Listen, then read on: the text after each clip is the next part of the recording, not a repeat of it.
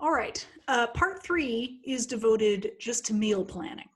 And as I said in part 2, this is a very extensive topic. This part will only kind of scratch the surface of what there is to talk about. And this is why I recommend that patients always be plugged in to a registered dietitian. But let's get started with it.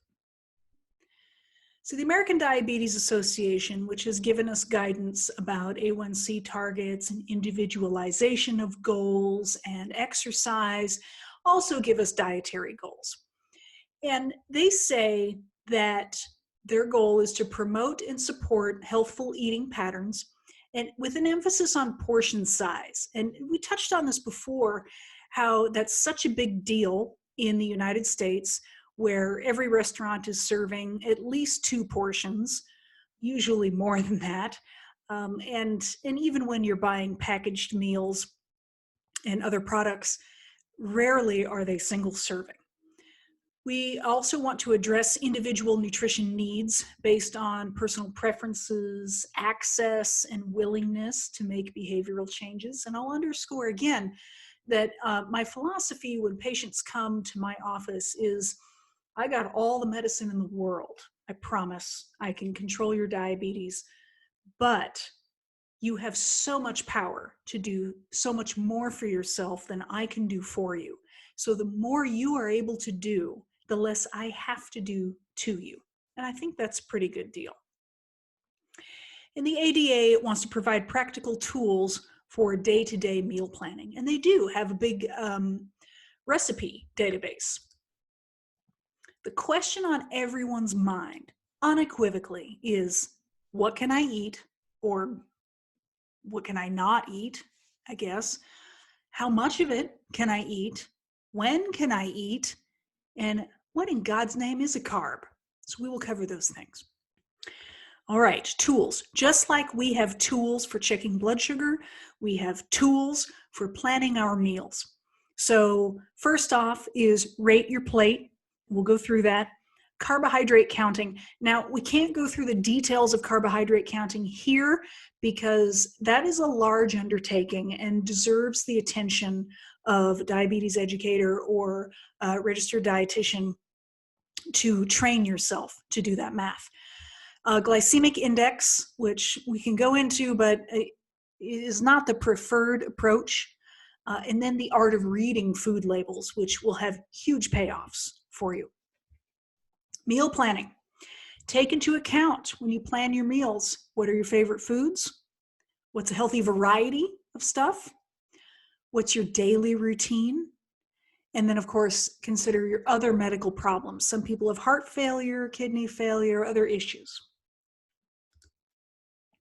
Now, Rate Your Plate. This is a program that kind of trains you to sequester your plate into different sections.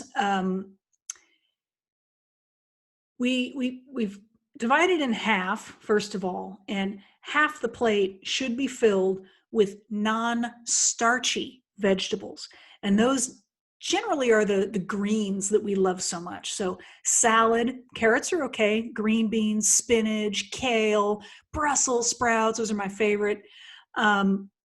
Then we take the remaining half and we split that into 2 parts. So now we have half the plate all in one, and then we have 2 quarters.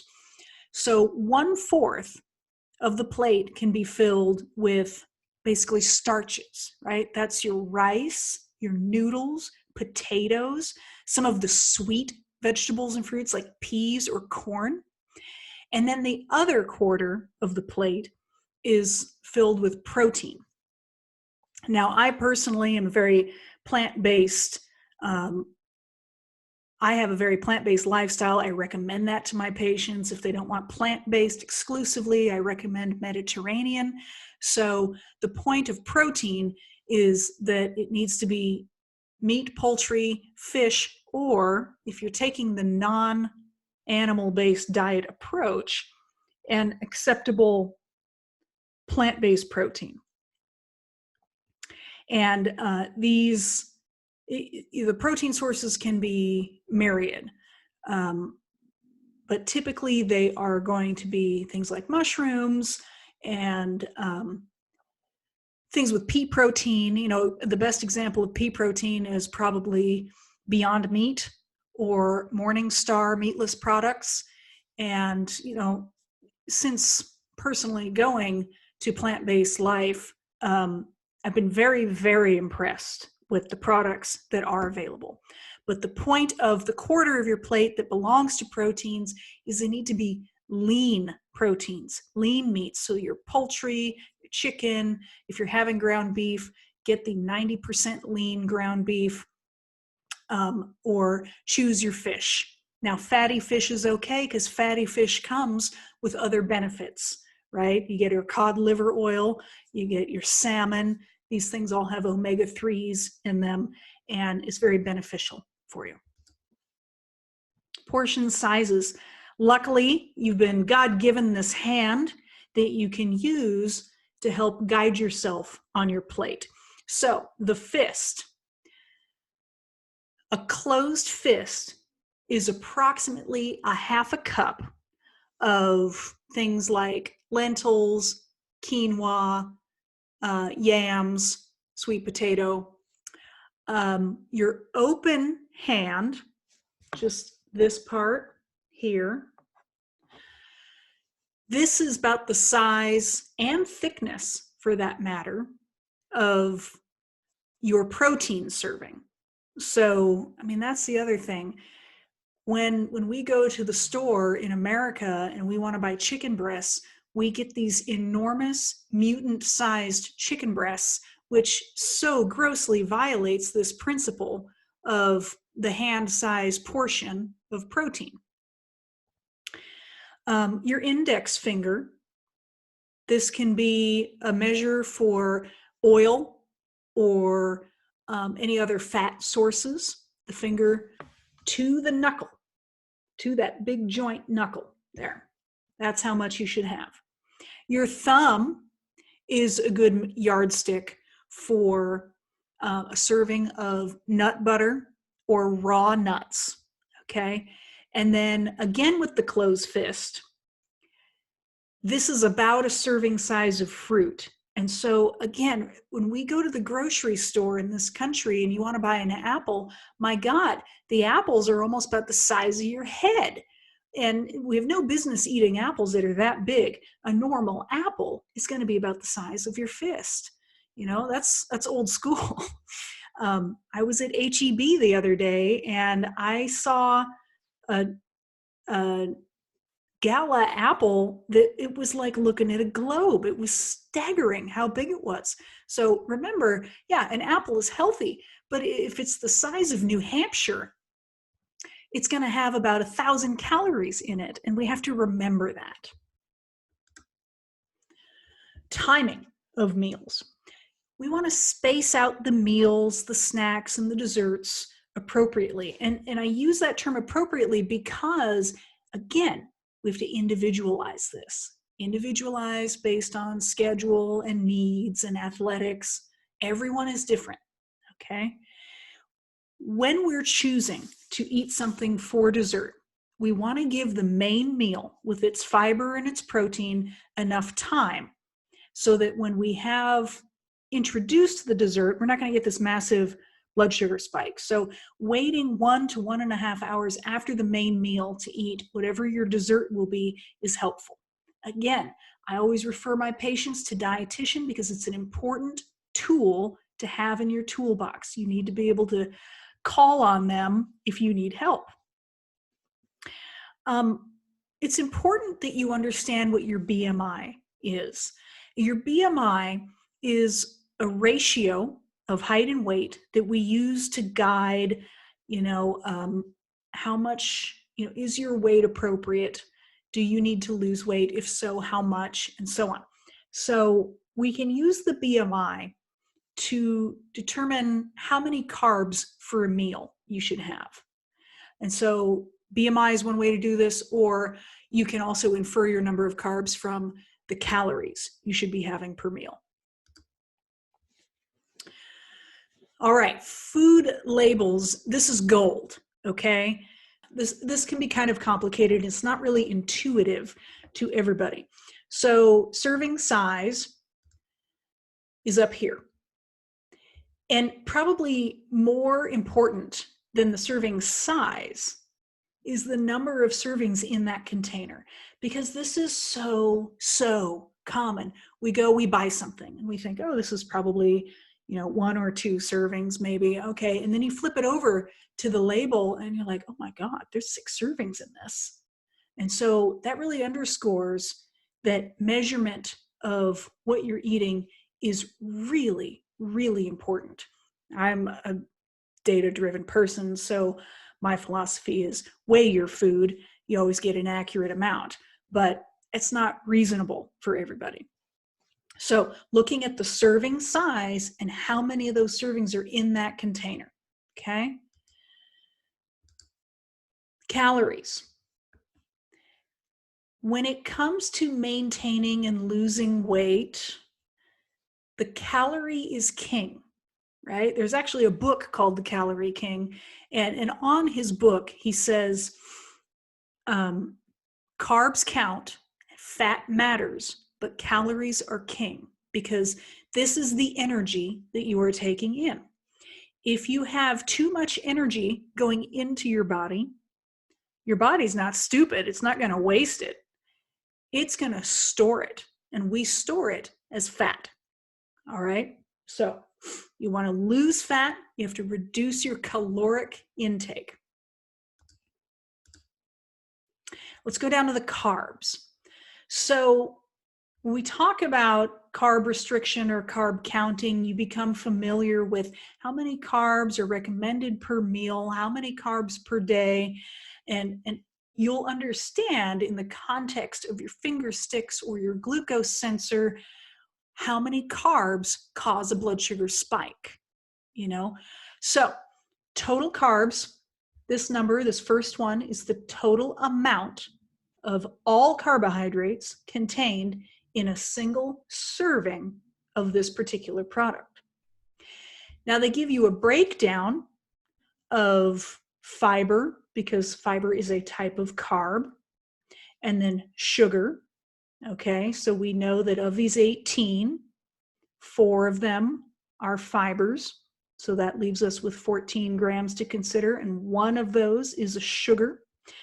So 13 grams remain of carbohydrates in this food that are other types of carbohydrates.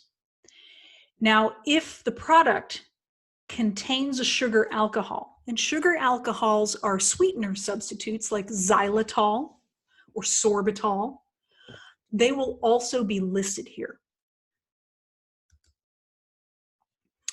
All right, common facts. Ingredients on the label are listed by quantity or weight, starting with the highest to the lowest.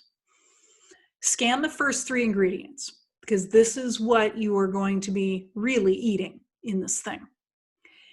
If those first 3 ingredients include any kind of refined grain, like bleached all-purpose flour, sugar, or hydrogenated oils, this is something I want you to steer clear of. It's not good for you. And it's not good for you in many ways. It's not just about the calories. There's a long downstream effect in the inflammatory cycle that affects every system in your body. Serving sizes can be unrealistic or misleading. They can deceive us into thinking that food or drink has fewer calories or less sugar. So it's really important that you understand those concepts of how much is a serving size, how many servings are in that package. Here's a good example. This is a 20-ounce Gatorade label. So 20 ounces is one of those kind of tall, skinnier bottles. So serving size in this 20-ounce bottle is only 8 ounces. Look at that, 2.5 servings in that bottle. How many people do you know that go buy one of these bottles and they drink the whole thing? And they think they're getting 50 calories, but they're getting 125. So that's a really big difference. Now, total carbohydrates. Again, if you think you're only getting 50 calories in this bottle, you think you're only getting 14 carbs. And when you're planning your meals, you're like, oh, 14 carbs, that's okay. I'm not really going to react to that. No, the truth is you're getting 35 grams of carbohydrates in that bottle. And look at this, 100% of those carbohydrates are just straight sugar. So I happen to be really against Gatorade, Powerade, all that garbage, because it's just sugar. The exception to that would be if you're febrile and you're really sick and you need some calories and some salts. But anyway, so remember, we're talking 125 calories, 35 grams of sugar. And when you drink that kind of sugar, it's in liquid form. It's going to be on a super highway right to your bloodstream. Your blood sugar is going to shoot vertically up, and then trying to get that back down is going to be a real mess. All right, now this is my favorite slide because I love cake. I love it. Now, can you have it? Can you have your cake and eat it too? The answer is generally yes. Okay, it says maybe, but I'm going to say yes. You have to know when and how. All right, so let's take an example. A slice of white cake with chocolate icing, and let's assume that that's an actual normal serving size of a cake. That's 1/12 of the cake. Again, this is America. If you go buy a slice of cake somewhere, I guarantee you it's bigger than that. Anyway, we can extrapolate that that's going to give you about 300 calories in that serving. In that would be about 45 grams of carbohydrates and 12 grams of fat. It's delicious. And so I would never eat this by itself, right? Think of that as almost like a naked carbohydrate. What do I mean by that? I mean that the sugar is unopposed, okay? So the bottle of Gatorade is a perfect example of a naked carbohydrate. Think back to the previous parts where we discussed how do you rescue blood sugar? You need to have 10 to 15 grams of carbohydrates. Those tablets, the juice, whatever you're using, those are naked carbohydrates. They are by themselves. They are unopposed by fat or protein or fiber. And so they make your blood sugar react quickly. So I would treat cake like a naked carbohydrate, even though it has fat in it. And so you need to plan ahead. Before you go to that slice of cake, ask yourself, will that little piece be satisfying, or will I still be hungry? How does it fit into my meal plan? Do I have 300 calories in that budget to spend on this? Are there other choices I could make that I would enjoy that will contribute less fat or less carbs? So let's compare your garden variety white cake with chocolate frosting to a similar size slice of angel food cake, which has essentially no fat in it and has only about 30 carbohydrates. So this could be a better choice for you. And that's what it really comes down to. And I tell my patients, you know, you do all this planning, it takes a lot of work, it can be really burdensome. And I never expect patients to be nailing it 100% of the time. It's just not realistic. But if you're nailing it 80% of the time, 85% of the time, okay, then that gives you a little bit of wiggle room to anticipate you're going on vacation, it's the holidays, it's your birthday, you know what, you're just stressed out and you want to go have a great night out and eat a normal meal, okay. Because if you know how these things will affect your body, you can anticipate these and you can deal with the aftermath. All right, so can I have my cake and eat it too? The answer is yes, when you are empowered to know how and when and what to do, okay?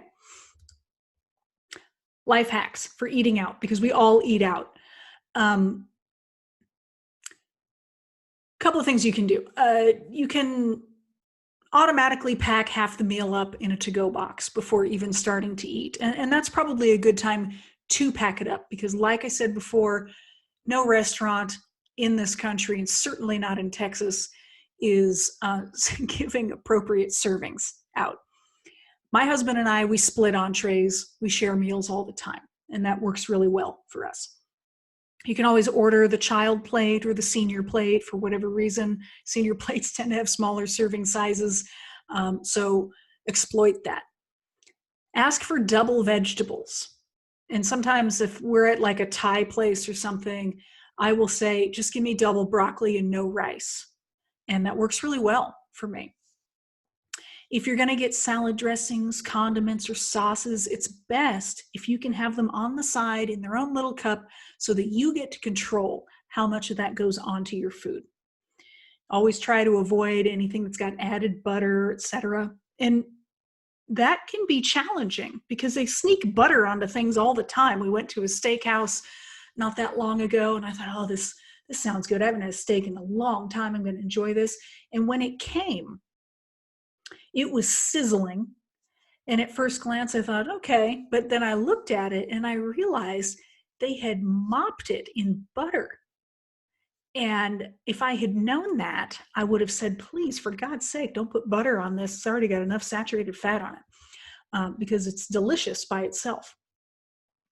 And certainly anytime you're eating out, if you can choose grilled, baked, steamed, or poached instead of fried, that's a really important strategy.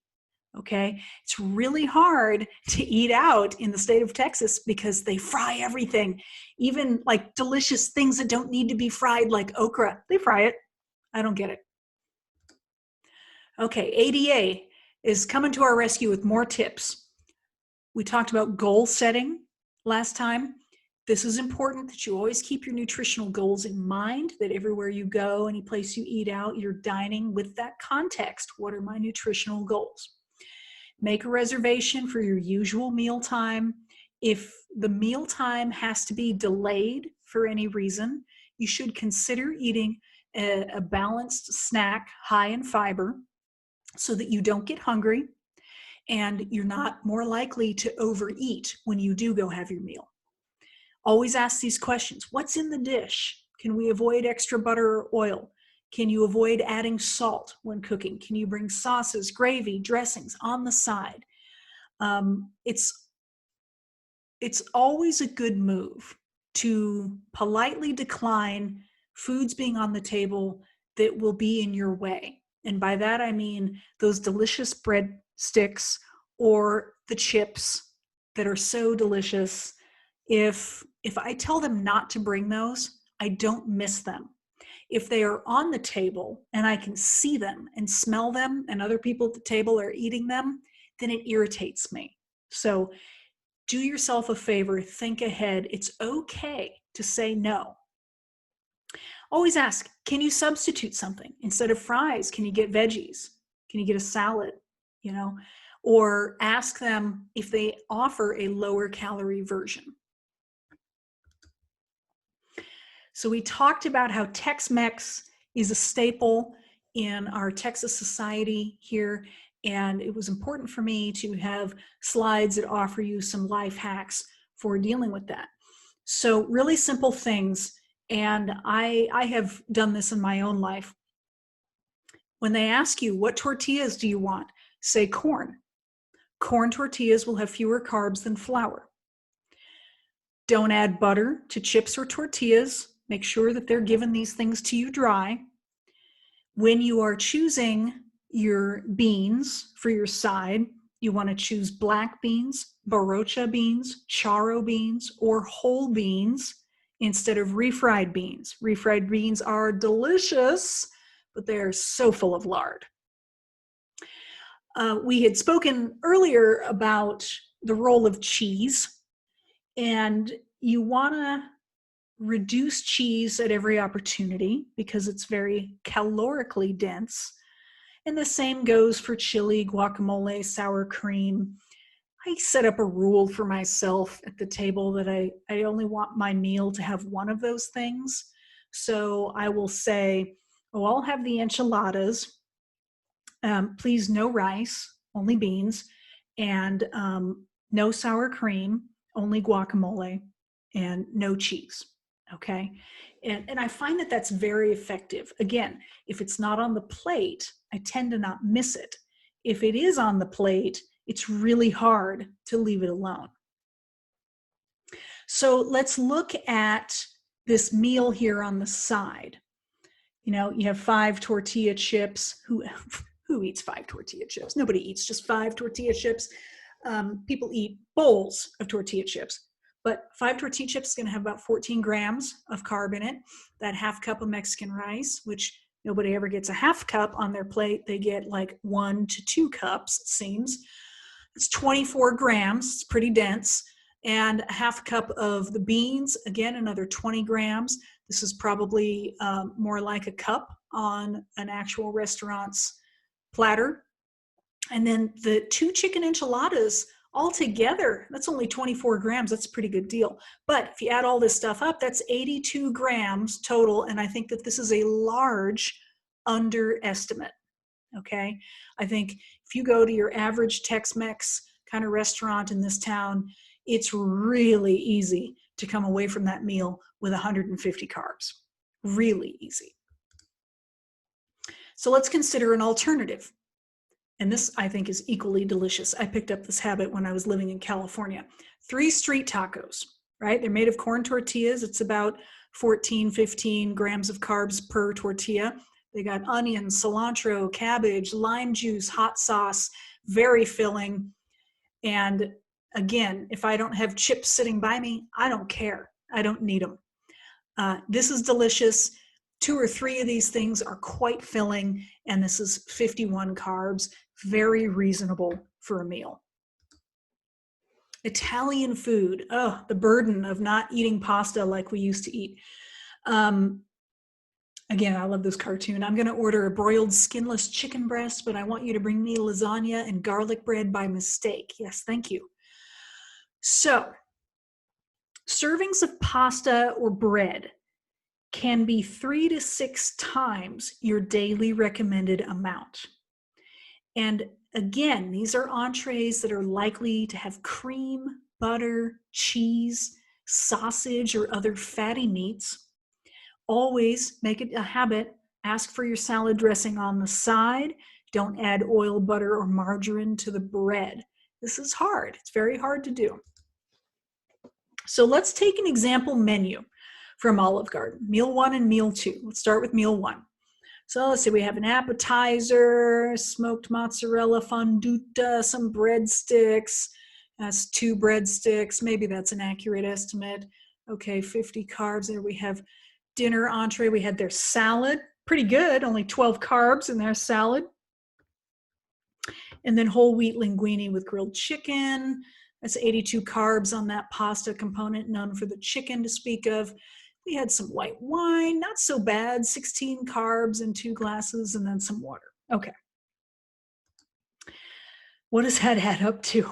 My God, 230 calories, I beg pardon, of grams of carbs. So let's compare this to meal number 2.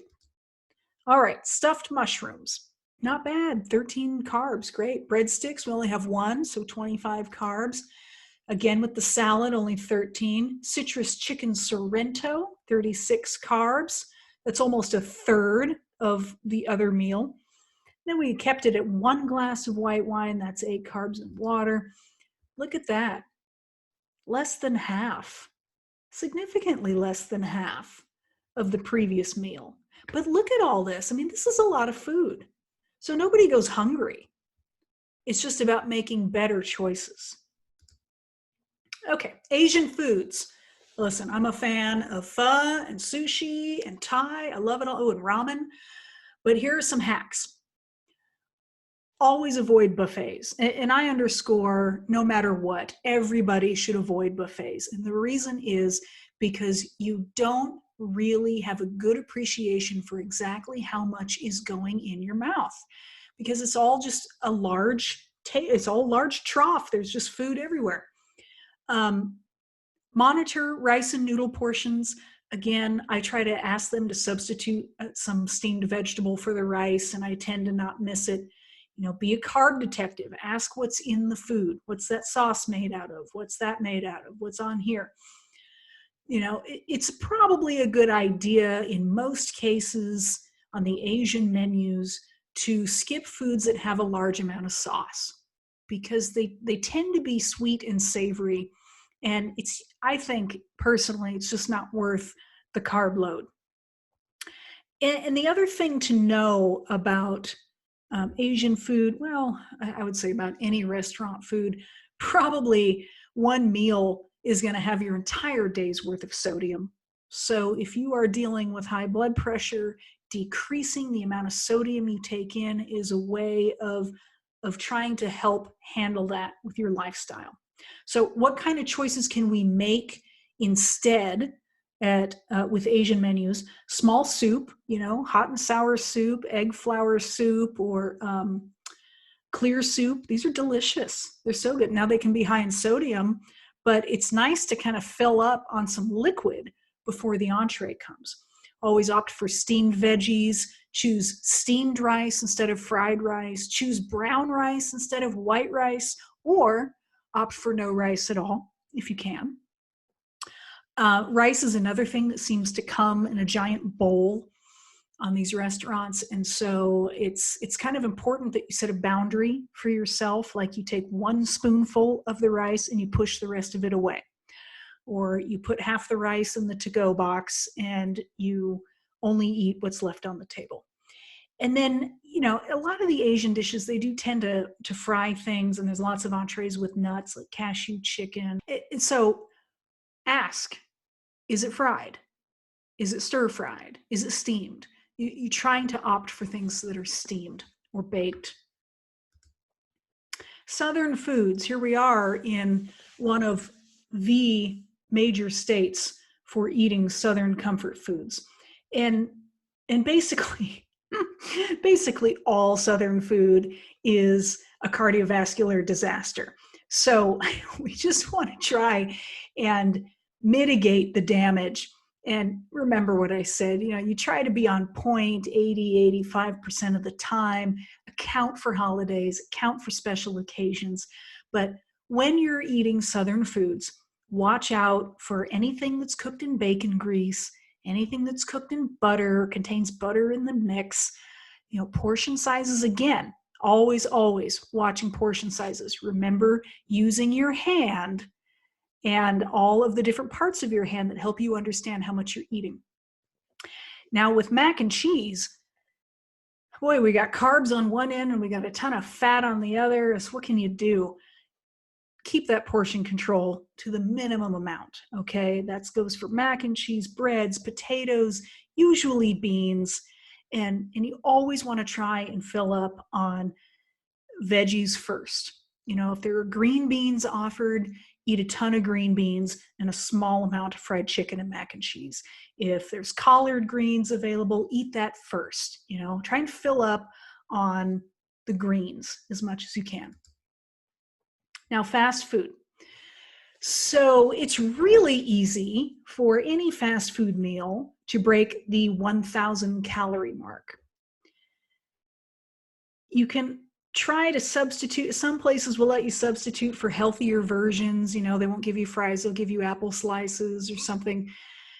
Do what you can. I mean, I would advocate, much like buffets, that nobody eats fast food ever, but you do what you can, right? Think about how the foods are cooked. If something is breaded and fried, it's going to translate to way more calories. So you're always trying to get things that are steamed or grilled or blackened even. Breakfast tips, egg on whole wheat toast or an English muffin. That's not bad. You're talking probably 200 calories there max. You want to limit meats, bacon, ham. Stuff is terrible for you. It's just awful. I personally don't happen to think any of it's very delicious either. I know I'm in the minority there. Muffins. A lot of people think, oh, bran muffin, that's a good move. Okay. treat a muffin as if it's just a piece of cake, because they really are loaded with sugar and fat. And there really is no such thing as a low-fat muffin. So if you want to have the muffin, okay, but you should assume it's going to be like a piece of cake in your diet. All right, lunch and dinner. Pretty much every restaurant now has to have its nutritional information available. So I would challenge you to make your choices based on the numbers that you're reading. Always eat a variety of foods in moderate amounts. Maximize your non-starchy vegetables at every meal. If you can fill half your plate with non-starchy vegetables. Limit all the bad fats. Never, ever supersize. Supersizing falls in the same category as fast food and buffets. No mas. Parties. This is a really big deal in the holiday season, right? Like, what do? You need to have a pregame. Okay, you know what time the party starts. Think about what's likely to be served. Stuff that gets served at Christmas time.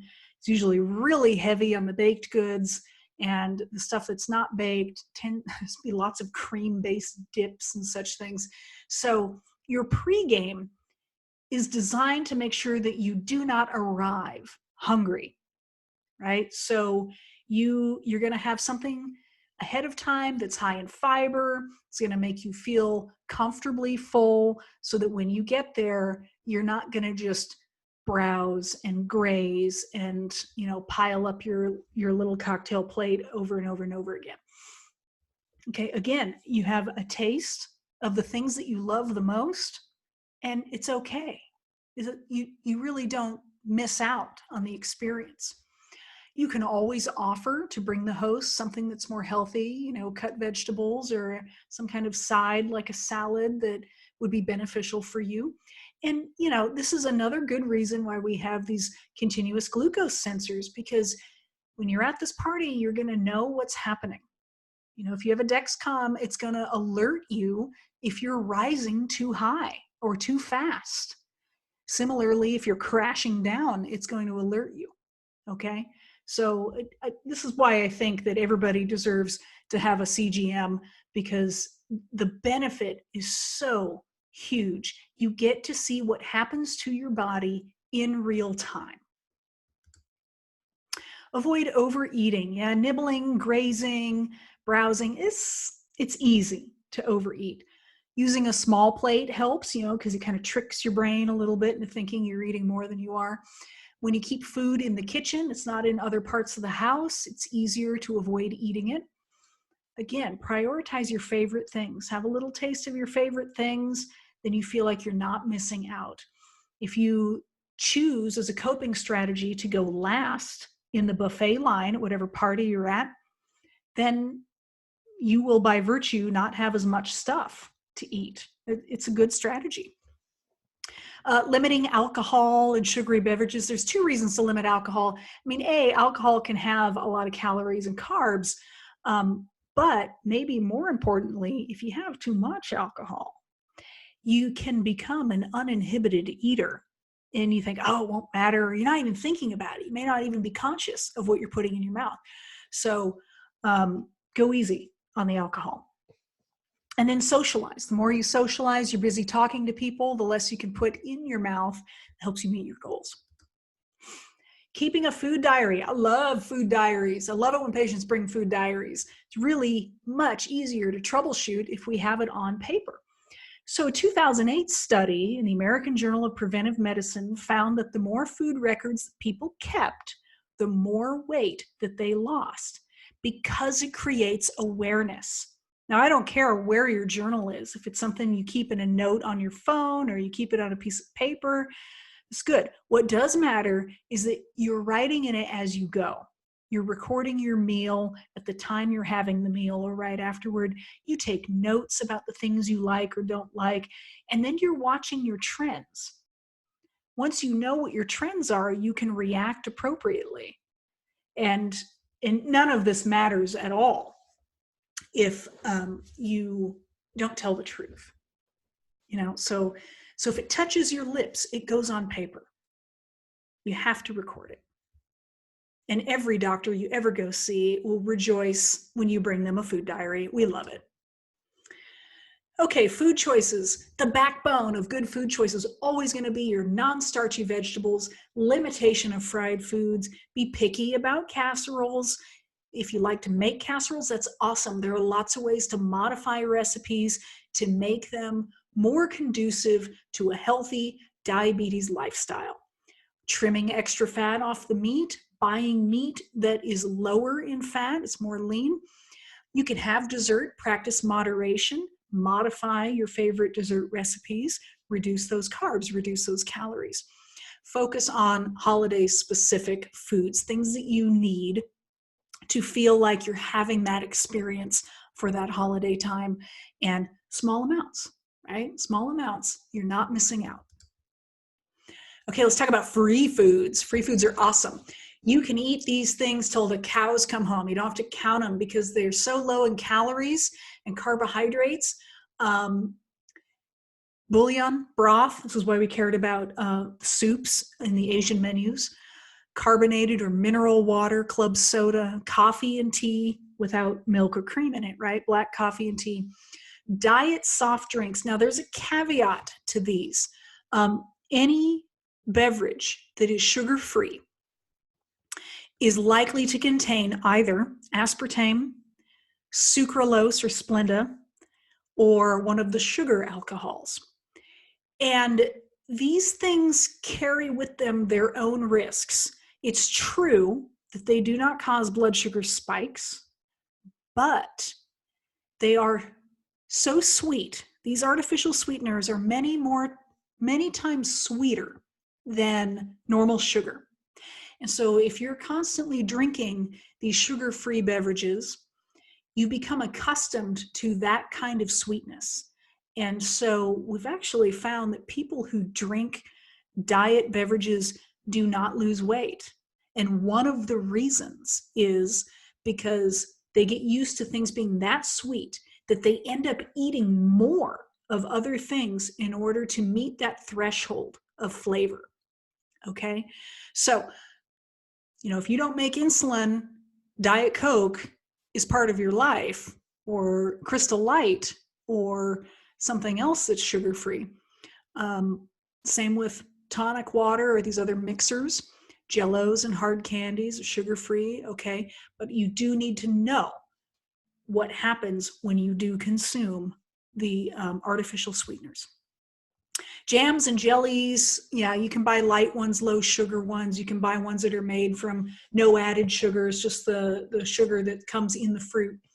Then there's sugar-free syrup or agave syrup. It's important in your goal of balancing out your life. You want to spread these free foods out during the day. You don't want to eat them all at once because it's almost like not eating anything, right? So remember, we want nice, stable blood sugars, and we can't do that very well if we're skipping meals.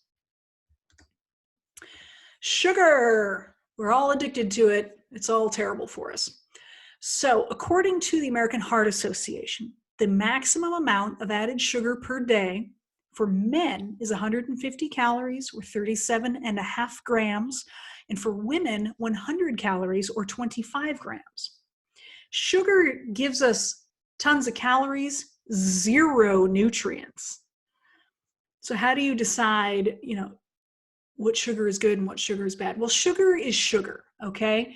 Whether you are adding it by the spoonful from the sugar bowl or you are eating dried fruits, okay? Sugar is sugar. Your body will process sugar the same way, whether you're getting that out of fruit or you're getting that out of the sugar bowl. Dried fruits, they can have extremely concentrated levels of sugar because all of the water is gone. All right, so if you want to eat fruit, I strongly recommend that you go for fresh fruit, not dried fruit. Too much sugar is going to cause obesity. You're going to eat all the sugar in. You're going to use your insulin. It's going to go into your cells. You're going to build fat. leads to obesity, insulin resistance. What does that cause? Cardiovascular disease and diabetes. And there's all kinds of inflammatory processes that go on in the presence of sugar. And we don't want any of them. Cancer, tooth decay, non-alcoholic fatty liver. And if that goes unchecked, it causes cirrhosis. It's a whole thing. Sugar can come masquerading as any number of different names, right? Agave nectar, Barbados sugar, barley malt, beet sugar, molasses, brown rice syrup, brown sugar, buttered syrup, cane juice crystals, cane juice, cane sugar, caramel, carob syrup, castor sugar, coconut sugar, corn sweetener, on and on and on, sucrose, dextrose, dextran, treacle. We don't really talk about treacle in America. It's more of a British thing, but treacle is like a corn syrup type thing.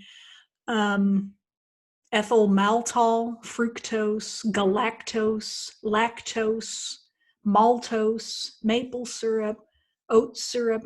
I mean, they're everywhere. So it's important. Anything that ends in ose, O-S-E, ose, that's a sugar.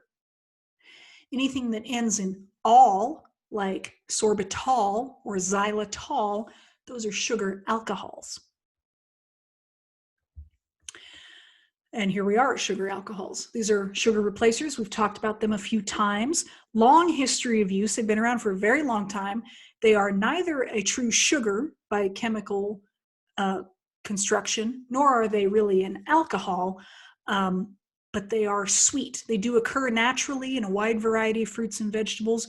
We commercially produce them. They are incompletely absorbed or metabolized in our body, so you get fewer calories. So if you see sugar alcohols on your nutrition facts, you have to know that count 1/2 of that sugar alcohol content, because only 1/2 of it is absorbed. Okay? If a product label uses sugar-free or no added sugar, this polyol or sugar alcohol content should be displayed. All right, fun facts to know and tell. High fat. If an item with an above health claim contains more than 13 grams of fat per serving, the label must read, "See nutrition facts for fat content." High saturated fat, right? This is bad news. We don't like saturated fat. Saturated fats tend to be animal fats. These are the fats that are solid at room temperature. We talked about these. They cause bad cholesterol and plaque deposits. If an item with high saturated fat claim contains more than 4 grams of saturated fat, that label also must read, "See nutrition facts for saturated fat content." If an item with high cholesterol contains more than 60 milligrams of it, it has to let you know, "See nutrition facts for cholesterol content." And sodium, if an item has more than 480 milligrams of sodium, the label must read, "See nutrition facts for sodium content." What are the things that are going to have high amounts of sodium? It's going to be soups, anything that comes in a can. Always be aware of your soft drinks. They always contain sodium. Processed meats, deli meats, sausages, breakfast meats, all that stuff. Lots of sodium, okay? Reduced sugar. To qualify as a product that is called reduced sugar, it has to have less than 25% of the original product's amount of sugar. This became a real problem starting in the 90s, where people thought reduced fat, reduced sugar, etc., somehow meant it was healthier, so you could eat more of it and it didn't matter. But that's not really true. And this claim, reduced sugar, does not refer to sugar alcohols. Remember, if you're going to strip a product of a macronutrient, be it carbohydrate or fat or protein, whatever, you're going to have to add something else to make up for that loss. So when you see products that have reduced sugar, typically they may have more fat in them so that you still want to eat it. Fat is delicious. We love eating fat. So when you strip the sweet sugar away, you got to replace it with something good, and fat can do the job. Okay. Let's go back here. So let's look at these nutrition facts. Okay. Serving sizes, servings per container. Okay. Calories 100, 130, fat 00, sodium 00, carbohydrates 31, 33, dietary fiber 10 grams, 3 grams, sugars 14, sugars 29. All right, so practice reading your labels. Now, low calorie. To qualify for this title, a product has to have less than 1/3 of the original calories to be called light, or no matter how you spell it, light, and less than 40 calories per serving. But this is another place where you really have to look at the serving size. And if you're at the grocery store, pull the regular version and the light version out and read the labels side by side. See if the serving sizes are different. Okay.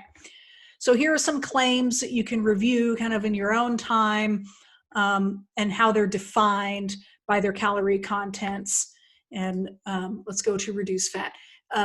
This was the really big deal that when everybody in America went on a low-fat diet craze to prevent heart disease in the late 80s, early 90s, we ended up having a lot of problems with carbohydrates unwittingly.